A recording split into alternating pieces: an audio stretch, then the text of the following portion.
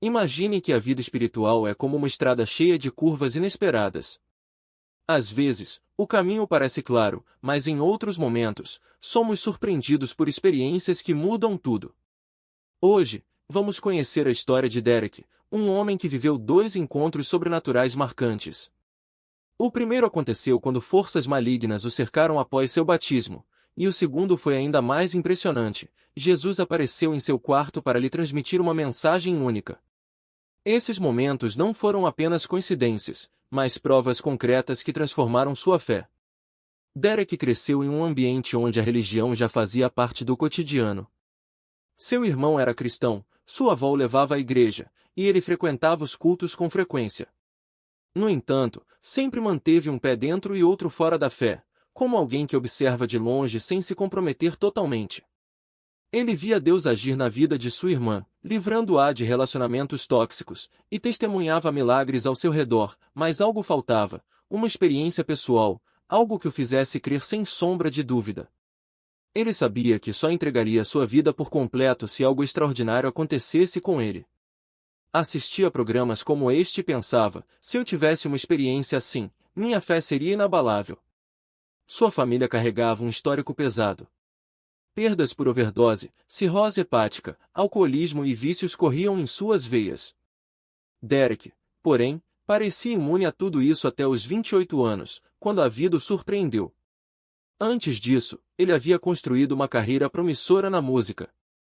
Uma de suas canções chegou ao 70º lugar nas paradas internacionais do Brasil, participou de programas de televisão e quase fechou um contrato com um reality show da NBA. O sucesso financeiro era real, mas foi justamente nesse momento que as coisas começaram a desmoronar.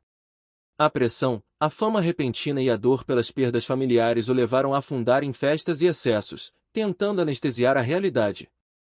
Foi então que tudo desabou. Perdeu dinheiro, destruiu seu carro em um acidente, terminou relacionamentos e viu sua vida se transformar em um caos. Em meio ao desespero, durante uma crise de bebedeira, ele clamou por ajuda. Foi nesse instante, no fundo do poço, que sentiu algo diferente, uma presença divina invadiu seu quarto. Não era algo que pudesse explicar, mas uma sensação real de que não estava sozinho. Esse foi seu primeiro contato verdadeiro com o sobrenatural, um vislumbre de esperança que o levou a buscar tratamento por um ano inteiro. Depois de se recuperar, Derek voltou a frequentar a igreja, dessa vez em um lugar chamado Capital Christian Center, em Washington. O pastor, um ex-dependente químico, liderava uma comunidade acolhedora, onde ele finalmente se sentiu em casa. 2 anos atrás, decidiu entregar seu coração a Deus novamente e se batizou. Passou a integrar a equipe de louvor, mas algo ainda o incomodava. Por ser uma pessoa racional e analítica, ele precisava de mais do que palavras e rituais. Sabia que Deus o havia resgatado da depressão e do vício, mas queria uma prova tangível, algo que o fizesse crer sem questionamentos. Após o batismo, voltou para casa com uma sensação de vazio. Deus, se quer que eu abandone minha carreira musical e me dedique ao seu reino, preciso que se revele a mim, pediu. O que aconteceu em seguida foi algo que jamais esperaria. Desde criança, Derek sofria com paralisia do sono. Sua mãe contava que ele andava dormindo, e em várias ocasiões acordava no banheiro, como se aquele fosse o único lugar seguro. Sua família carregava um passado de traumas profundos, violência doméstica, esquizofrenia, alcoolismo e até práticas ocultas. Sua tia, envolvida com bruxaria, fazia leituras de futuro para ele quando pequeno, e ele se lembrava claramente de uma visita a uma casa de feiticeira aos 4 anos. A mulher, com sua bola de cristal, olhava para ele de um jeito que o assustava. Era a primeira vez que sentia a presença do mal de forma tão intensa. Essas energias negativas o acompanharam por anos, manifestando-se em episódios de paralisia do sono e pesadelos. Até que, após o batismo, ele pediu a Deus que se mostrasse. Naquela noite, acordou em um estado estranho, consciente, mas incapaz de se mover. Era como se estivesse fora do próprio corpo, em um sonho lúcido. De repente, ouviu vozes, como em um filme de terror, um som distorcido, como se estivesse sintonizando uma estação de rádio. Eram legiões de demônios, milhares deles, proferindo blasfêmias contra Jesus. A energia era pesada, carregada de ódio e negatividade, como a pior versão de uma pessoa tóxica. Mas algo surpreendente aconteceu. Derek sentiu uma força interior que nunca havia experimentado antes. Não era fraqueza, mas uma convicção absoluta de que era mais forte do que aquelas entidades. O medo desapareceu. Em um impulso, levantou-se da cama e começou a gritar, sem controle, que Jesus estava chegando. No mesmo instante, as vozes cessaram, e ele recuperou o movimento. Assustado, ficou se perguntando o que havia acontecido. A partir daquele dia, sua caminhada com Deus se tornou real, sem dúvidas ou hesitações. Era como se, finalmente, tivesse encontrado a prova que tanto buscava. Foi então que decidi lançar o álbum cristão e o único videoclipe que gravei, hoje com mais de 400.000 visualizações. Por um tempo, as coisas estavam indo muito bem. Eu mantinha minha recuperação, seguia firme no propósito, até que uma relação tóxica, daquelas que voltam e vão desde a juventude, me puxou de volta para baixo. De repente, senti que todo o progresso que havia conquistado estava se desfazendo. Comecei a beber novamente, por alguns meses, e a me envolver naquela dinâmica que só me fazia mal espiritualmente. Eu estava quebrado. Lembro-me de chegar em casa uma noite, depois de beber, e acordar no dia seguinte com uma sensação de vazio absoluto. Era como se Deus estivesse a quilômetros de distância, como se eu tivesse perdido toda a conexão. Então, caí de joelhos e comecei a orar. E algo muito estranho aconteceu. Antes mesmo de começar, veio à minha mente aquele versículo da Bíblia que fala sobre não orar como os fariseus, repetindo palavras vazias, porque Deus já sabe do que precisamos. Eu não lembrava exatamente qual era, mas sabia que existia. Terminei a oração e fui até o banheiro. Foi quando o Espírito Santo me disse: pega a sua Bíblia e abre em qualquer página. Eu já tinha o costume de fazer isso às vezes, como uma forma de buscar direção. Então, obedeci. Abri o livro sem saber onde cairia, e, para minha surpresa, o versículo que apareceu era exatamente aquele que eu tinha pensado minutos antes: não orem como os hipócritas, pois Deus já sabe do que vocês precisam. Naquele momento, eu estava implorando a Deus que me livrasse daquele relacionamento doentio, que me tirasse da recaída na bebida. E ali, diante daquelas palavras, foi como se ele tivesse aberto uma porta e me mostrado, de forma clara, que estava ouvindo. Comecei a chorar. Nunca antes na vida o Senhor havia se revelado de maneira tão direta. Então, ainda de joelhos, fiz um pedido: Senhor, o Senhor já me deu esse sinal. Agora, me dê mais um. Eu nunca sonhei com Jesus. Da última vez que algo sobrenatural aconteceu, foram apenas energias demoníacas. Por favor, apareça para mim em sonho esta noite. Eu não esperava que realmente acontecesse. Já tinha assistido a testemunhos de pessoas que tiveram encontros assim e pensava: eu preciso de algo assim. Preciso dessa confirmação. Naquela noite, fui para a cama com a sensação de que havia sido alvo de ataques espirituais, especialmente depois de começar a fazer música cristã. Acordei no meio da madrugada, ou melhor, tive a impressão de acordar, ainda meio sonâmbulo. Vi duas figuras altas, paradas perto da janela do meu quarto. A energia delas não era boa.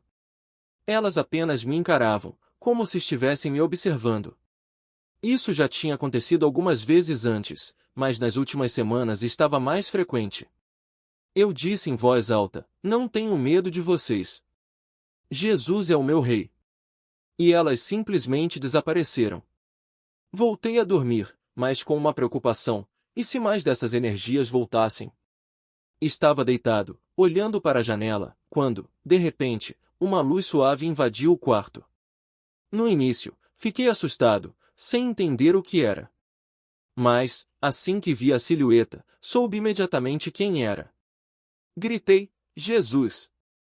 Não era uma luz vibrante como se costuma imaginar, mas uma presença quase translúcida, como um holograma. Sua energia, porém, era diferente do que eu esperava. Ele parecia ferido, exausto. Comecei a fazer perguntas, desesperado: o que eu preciso fazer? Como posso me livrar disso? Ele não respondeu. Não falou nada, até que, em um momento, disse apenas duas palavras: minhas feridas. Eu não entendi. O que? Perguntei. Então, ele se deitou na minha cama, virando de lado. Levantei-me e segurei seu pulso. Vi os furos em suas mãos. Tentei ajudá-lo, mas ele simplesmente se deitou e morreu ali, na minha frente. Lembro-me de acariciar seu cabelo, que estava molhado e castanho. E então acordei. Fiquei em choque. O que acabou de acontecer? Por que ele apareceu para mim daquele jeito? Naquele momento, eu não entendia, mas algo dentro de mim sabia que havia uma relação entre aquela visão e a culpa que eu carregava, pelos meses de recaída, pelos erros do passado, por ter vivido tanto tempo longe da vontade de Deus. Fui falar com uma amiga da igreja, a Nadi, uma mulher de fé sólida, que já havia feito orações de libertação por mim. Contei o que tinha acontecido, e ela não hesitou. Isaías 53, 5. Pelas suas feridas fomos curados. Ela explicou: Jesus apareceu para você daquele jeito para te lembrar de que ele já morreu por tudo aquilo que você não consegue perdoar em si mesmo. Foi como se uma luz se acendesse dentro de mim. Mesmo nos momentos em que eu havia falhado, mesmo quando voltei a beber ou me envolvi naquela relação tóxica, nunca deixei de acreditar em Jesus. Nada poderia me afastar dele, porque eu já tinha visto o que ele havia feito na minha vida, como transformou minha carreira musical depois de 4 anos parado, como me trouxe de volta a fazer música melhor do que nunca, como colocou pessoas certas no meu caminho. Mas aquele sonho, aquele encontro, tirou qualquer dúvida que ainda pudesse existir. Então, algo dentro de mim disse: você precisa fazer uma música sobre isso. Não sabia quando nem como, mas a certeza estava lá. Dias depois, ouvi uma batida de um produtor e soube na hora: é essa. Vou contar essa história. Peguei meu caderninho, aquele onde anoto versículos e pensamentos sobre Jesus, e as palavras simplesmente fluíram. Não era como antes, quando eu escrevia rap por técnica. Dessa vez, foi como se o Espírito Santo estivesse falando por mim. Em 10 minutos, a letra estava pronta. Tudo se encaixou naturalmente. Chamei meu irmão e meu melhor amigo, Kyle, para gravarmos. E foi incrível, em uma única tomada, tudo saiu perfeito. Não houve erros, não houve hesitação. A música ficou pronta, e eu sabia que era a mais poderosa que já tinha feito.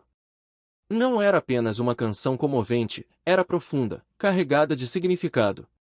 Quando eu era mais novo, tive uma música que estourou no Brasil, um som cristão que falava sobre Deus, sobre a perda da minha tia para as drogas, sobre meu pai, sobre seguir os sonhos. Mas essa era diferente. Vida marcada por essa luta.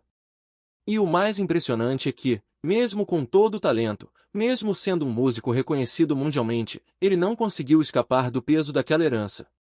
A dependência química não escolhe raça, classe ou fama. Ela se instala, se enraiza e, muitas vezes, passa de geração em geração como uma sombra que ninguém pediu para carregar. Meu pai, por exemplo, também foi músico. Um baterista profissional, como eu disse antes. Ele tocava em bandas, viajava, vivia a vida artística. Mas o álcool sempre esteve presente. Não era algo que eu entendia quando criança, mas hoje vejo claramente, ele lutava contra o mesmo demônio que meu avô enfrentou. E, de certa forma, eu também. Quando eu era mais novo, achava que beber era só diversão, uma forma de me soltar, de me sentir parte de algo. Mas com o tempo, percebi que não era só isso. Era um chamado, uma voz que sussurrava: isso aqui é seu. Isso aqui é da sua família. E não era só o álcool. As drogas entraram na minha vida como uma fuga, uma maneira de anestesiar dores que eu nem sabia nomear. A perda da minha tia, a distância do meu pai, a pressão de ser alguém que as pessoas esperavam que fosse forte o tempo todo. Tudo isso se acumulou, e eu encontrei nas substâncias uma forma de silenciar o barulho. Mas, como todo vício, ele não resolve nada. Só cria mais problemas, mais dor, mais buracos que parecem impossíveis de preencher. O que mais me assusta, olhando para trás, é como a dependência se disfarça de companhia. Ela chega sorrateira, como um amigo que te oferece alívio, mas que, na verdade, está te levando para um lugar escuro. E quando você percebe, já está tão fundo que não sabe mais como sair. Eu tive recaídas pesadas, momentos em que achei que não ia conseguir. Uma vez, quase morri. Foi nesse período que Deus entrou no meu quarto de uma forma que eu nunca vou esquecer. Não foi uma visão grandiosa, com anjos ou luzes douradas. Foi algo mais simples, mais íntimo. Ele se sentou ao meu lado, como um irmão, e me olhou nos olhos. E naquele instante, eu soube que não estava sozinho. Essa experiência mudou tudo. Não porque eu passei a ter todas as respostas, mas porque entendi que não precisava delas. O amor de Deus não é algo que a gente conquista com perfeição. É algo que Ele oferece justamente quando a gente está quebrado, quando não tem mais nada a oferecer. Como diz o Salmo 51:17, o sacrifício aceitável a Deus é o espírito quebrantado, ao coração quebrado e contrito não desprezarás, ó Deus. E foi exatamente isso que aconteceu comigo. Deus não me encontrou quando eu estava forte. Ele me encontrou no chão, no meio da minha bagunça, e me levantou. Hoje, quando olho para minha família, vejo um padrão. Meu avô, meu pai, minha tia, meus amigos que se foram, todos lutaram contra algo maior do que eles. E eu percebo que minha missão não é só fazer música. É falar sobre isso. É mostrar que a dependência não é uma fraqueza, mas uma doença que precisa de tratamento, de compaixão, de fé. É por isso que eu sigo o programa dos 12 Passos. Porque ele me ensinou que a recuperação não é só sobre parar de usar. É sobre se reconectar com algo maior, sobre aprender a se amar de novo, sobre entregar o controle e confiar que Deus tem um plano. E sabe o que é mais louco? Eu não tenho mais o dinheiro que tinha antes, não tenho a fama que um dia me cercou. Mas nunca me senti tão rico. Porque agora eu tenho algo que nenhuma substância, nenhum sucesso, nenhuma aprovação externa poderia me dar: paz. Paz de saber que estou exatamente onde preciso estar. Paz de entender que as minhas feridas não são fracassos, mas lugares por onde a luz de Deus entra. Quando perdi meus amigos recentemente, uma semana depois de lançar a música, foi como se o universo me lembrasse: isso aqui é sério. Você não está fazendo arte só por fazer. Você está aqui para ser um canal. E é isso que eu quero ser. Um canal de esperança, de verdade, de cura. Porque se Deus pôde me tirar do fundo do poço, Ele pode fazer o mesmo por qualquer pessoa. Basta a gente estar disposto a se entregar. Que a dor dentro de nós é o que nos faz buscar o alívio, mesmo que seja o errado. Assistir aquele documentário e ver meu avô lutando contra o vício foi como olhar no espelho de uma história que se repetia. Ele dizia, com a voz embargada pelo álcool, que bebíamos porque carregávamos uma dor tão profunda que só o esquecimento temporário conseguia anestesiar. Naquele momento, eu o entendi. Ele sobreviveu àquela batalha, mas minha tia, filha dele, não. E meu pai, um baterista talentoso, começou a beber quando eu era criança. A casa que deveria ser um refúgio se transformou em um campo de guerra, momentos de ternura misturados a explosões de violência. Houve dias em que ele me ensinou coisas incríveis, e outros em que eu precisei me defender com um taco de beisebol para proteger minha mãe. Depois daquela noite, nunca mais moramos juntos. Hoje, meu pai e eu reconstruímos nossa relação, mas o passado deixou marcas. Ele lutou contra o vício em metanfetamina, álcool e fentanil, e há um mês recebi a ligação de que ele havia sofrido uma overdose. Por um milagre, sobreviveu. Aos 60 anos, ele ainda respira, mas carrega o peso de ter batido na minha tia a ponto de ela fugir para Nova York, de ter perdido o controle, sem querer, causado a morte da própria irmã.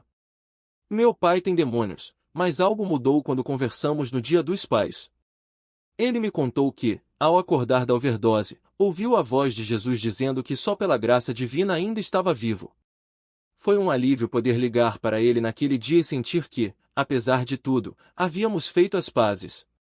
Porque agora eu entendo, ele também foi vítima de traumas de infância, de ataques espirituais, de uma dor que nunca soube nomear. Minha família carrega essa herança de perdas. Minha avó alemã, que perdeu o primeiro marido na guerra, viu sua irmã, minha tia-avó, uma mulher amorosa que trabalhou como conselheira de saúde mental por 20 anos, definhar até morrer sozinha em um apartamento de um quarto, com uma garrafa na mão. Ela, que sempre foi luz para nós, foi consumida pela mesma escuridão que levou tantos outros. E eu fico indignado com o diabo, com essas forças que se aproveitam da fraqueza humana para perpetuar ciclos de destruição. Mas a beleza da fé é que podemos quebrar essas maldições. Podemos renegar o que não nos pertence e reescrever nossa história em nome de Jesus. Meu pai ainda respira, e isso já é um milagre. Ainda há tempo para que ele faça coisas grandiosas para o Senhor. Às vezes, minha mente tenta racionalizar: será que o inferno existe mesmo? Será que demônios são reais? Mas então eu me lembro daquela noite em que acordei e vi uma legião deles aos pés da minha cama, como se um portal para o abismo tivesse se aberto. Ouvi milhares de vozes, senti o peso daquela presença maligna, e soube, com a mesma certeza com que soube quando Jesus me visitou, que aquilo era real. Não dá para negar. Ainda há coisas na Bíblia que me deixam com dúvidas, mas isso não apaga o que vivi. Nada pode apagar. Foi nessa jornada que algo extraordinário aconteceu. Eu assistia a muitos vídeos sobre experiências de quase morte e pensava: como seria conversar com alguém que passou por isso? Então, lancei um clipe chamado No Me Forever, que já tem quase 400.000 visualizações, e fiz uma oração: Senhor, me permita encontrar alguém que tenha vivido isso. Preciso ouvir essa história. Dias depois, estava na academia quando uma amiga mencionou um equipamento que um frequentador precisava. Fui até ele, sem rodeios, perguntei: você já teve uma experiência de quase morte? O homem, um cristão de longa data criado por uma mãe pastora, me olhou nos olhos e soube que eu entenderia. Ele contou que, 4 anos antes, enquanto passeava com o cachorro, seu coração parou. No instante seguinte, estava em outro lugar. Conheceu Jesus, que lhe disse: você passa por essa dor para nunca esquecer que a luz existe. Eu estou aqui, mesmo nos momentos mais escuros. Ele também descreveu algo que me marcou: a clareza de que há uma separação entre o céu e o inferno, e que ninguém que pertence a um lugar está no outro. Foi como se todas as peças se encaixassem. Esses encontros não são coincidências. São sinais de que Deus está trabalhando, e minha história ainda não acabou. Jesus é a palavra, e entender isso mudou tudo. Por muito tempo, fui cristão sem realmente mergulhar nas Escrituras. Foi só quando comecei a frequentar a Capital Christian Center, com o pastor Dave, que tem o dom de tornar a Bíblia viva, que percebi o poder que ela tem. Hoje, peço ao Espírito Santo que me guie para os versículos de que preciso, e ele sempre responde. Porque a palavra não é só um livro. É alimento, é direção, é a voz de Deus falando diretamente ao nosso coração. A sabedoria da palavra é infinita, e eu não vou fingir que já a dominei só porque li a Bíblia algumas vezes. Na verdade, ainda estou no começo dessa jornada. Tenho muito a aprender, muito a absorver, e reconheço que ainda não li tanto quanto deveria. Mas cada encontro que tive com Deus me fez abrir mais as Escrituras, me fez buscar mais, me fez entender que ela não é apenas um livro para ser lido, mas um mapa para ser vivido. E é isso que quero te dizer: a palavra é lâmpada para os nossos pés e luz para o nosso caminho. Ela não ilumina apenas o que está à frente, mas também revela o que está dentro de nós, nossas dúvidas, nossas lutas, nossas feridas. E quando deixamos que ela nos guie, tudo começa a fazer sentido. Para quem está assistindo e ainda luta com a fé, com a dúvida, com a pergunta: será que Deus é real? Eu entendo. Eu já estive aí. Li a Richard Dawkins e The God Delusion um mês depois de ir à igreja, tentando racionalizar se Jesus era verdade ou apenas uma história. Mas as coisas que aconteceram comigo não deixam espaço para negação. Deus se revelou de um jeito tão real que não tem como explicar fora dele. E se você está nessa busca, quero te dizer: não desista. Minha história está aí para mostrar que ele é real, que ele se importa, que ele aparece quando menos esperamos. Se quiser conhecer mais do meu testemunho, pode me procurar no YouTube ou no Google, Styles Major ou Stileis. Tenho dezenas de músicas e videoclipes, e o mais engraçado é que, sem perceber, minha carreira sempre foi espiritual. Sempre mencionei Deus nas minhas canções, mas só no último ano é que me tornei, de fato, um artista cristão. Tenho um álbum novo, Walking Through Fire, em todas as plataformas, e acredito que vamos compartilhar o link do clipe de Isaías 53:5, uma música onde falo sobre o encontro que tive com Jesus. E para encerrar, vou deixar um trecho de uma das minhas canções, porque a música também é uma forma de adorar. O Senhor teve que me quebrar para me fazer de novo, precisava de alguém para me salvar e tu morreste com tuas feridas, nada pode me mudar a não ser tu, que te entregaste por mim. E se eu disser 5, 3, 5, você sabe, ele não está morto. Ele está vivo. 5, 3, 5, o caminho inteiro está vivo. Antes de terminar, quero orar por você. Senhor, agradeço por ter me permitido conectar com a Júlia hoje. Suas histórias e seus vídeos têm me tocado profundamente, e sou grato por esse encontro. Peço que todos que assistem a isso e se identificam com a minha jornada encontrem cura, encontrem a Ti e encontrem salvação. Que minha história seja inspiração, em nome de Jesus. Amém. E se você ainda duvida, se ainda se pergunta se vale a pena, lembre-se, Ele está vivo. Ele apareceu na minha janela, não como um gênio, mas como Jesus, tão real que eu gritei, tão presente que eu senti. Ele deitou na minha cama e apontou para suas feridas, depois adormeceu como no túmulo. Eu ia questionar, mas ele ficou em silêncio.